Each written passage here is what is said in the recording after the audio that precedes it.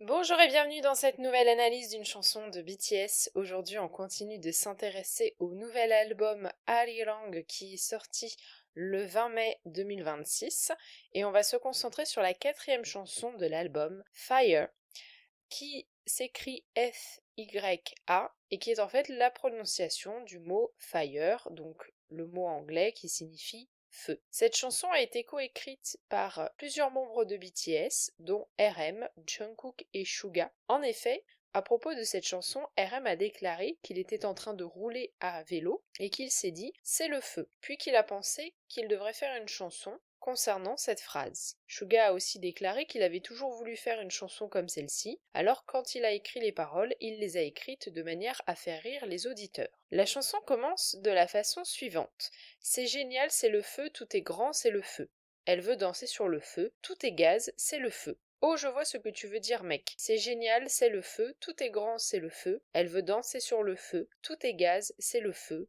Ne t'approche pas trop près du feu. Dans ce premier couplet, on a la répétition du mot feu. Il y a plusieurs significations. Il sert à la fois à exprimer l'amusement, comme avec la phrase c'est le feu, mais aussi pour exprimer un certain danger, comme avec la phrase ne t'approche pas trop près du feu. On a aussi la répétition du mot gaz dans ce passage, le gaz étant un élément inflammable, c'est-à-dire qui est susceptible de prendre feu. Et cet élément est associé à la danse avec la phrase elle veut danser sur le feu, tout est gaz, c'est le feu. C'est une façon de désigner la musique de BTS qui enflamme la foule et c'est en lien avec la répétition de la phrase c'est génial. Dans les paroles originales, la phrase est en anglais everything lit et c'est un terme en argot qui vient signifier quelque chose d'intense, d'amusant ou d'excitant. C'est une phrase qui est beaucoup utilisée dans le contexte des faits. Donc ici, BTS présente sa musique comme étant un élément important d'un contexte de fête.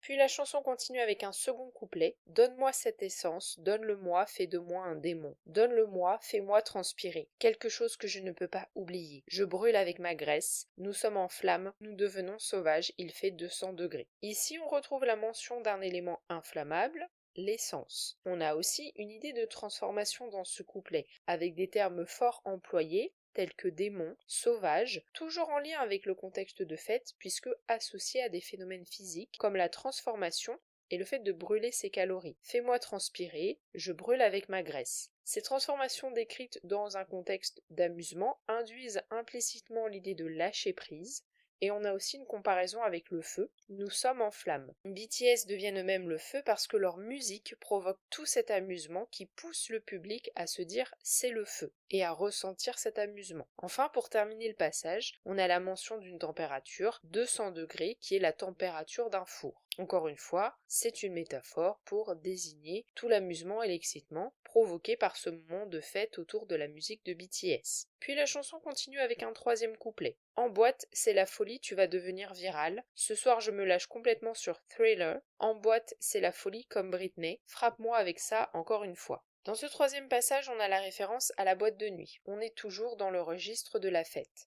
Il est fait mention d'être viral. On peut y voir deux sens utilisés ici. Le premier, c'est le fait de se répandre, dans le sens où l'amusement provoqué par la musique de BTS va devenir contagieux pour les autres auditeurs, qui vont se mettre à s'amuser sur la musique de BTS. Et le deuxième sens est au sens des réseaux sociaux, où le contenu mis en ligne va devenir populaire. C'est aussi une façon de faire référence au fait que le succès de BTS passe beaucoup par les réseaux sociaux. On a également d'autres références dans ce passage, celles à deux chansons, Thriller de Michael Jackson et Hit Me Baby One More Time de Britney Spears. Il s'agit de deux chansons pop très importantes dans la culture populaire et qui permettent de convoquer instantanément l'imagerie de la fête. Ça permet aussi d'ancrer la musique de BTS dans un héritage prestigieux.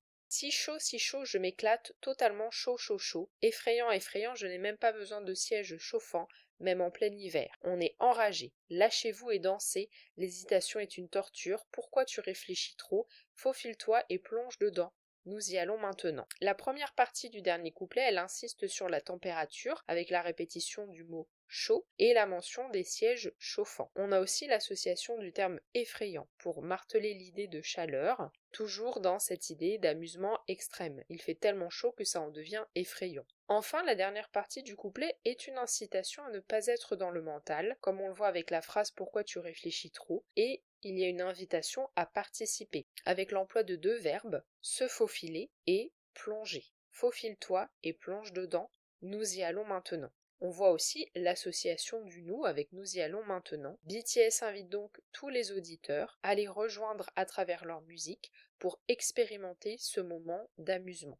En conclusion, cette chanson n'est pas une chanson à texte, c'est plus l'expression d'un état d'esprit dans lequel les membres de BTS veulent être et aussi dans lequel ils veulent mettre le public. C'est une chanson qui est faite pour être performée auprès du public et s'éclater sur scène. D'ailleurs, BTS l'a performée lors de leur comeback à Séoul le 21 mars 2026 et c'est justement là que la chanson prend tout son sens. Elle a pour unique but de s'amuser avec le public. J'espère que cette analyse vous aura plu. N'hésitez pas à me dire ce que vous en avez pensé en commentaire et aussi ce que vous pensez de l'idée derrière cette chanson. Si vous avez aimé le podcast, n'hésitez pas à laisser un pouce bleu et à vous abonner si ce n'est pas encore le cas. Vous pouvez aussi le partager aux personnes autour de vous qui s'intéressent à BTS et à la K-pop. On se retrouve lundi prochain à 18h pour continuer la série d'analyses des chansons de ce nouvel album.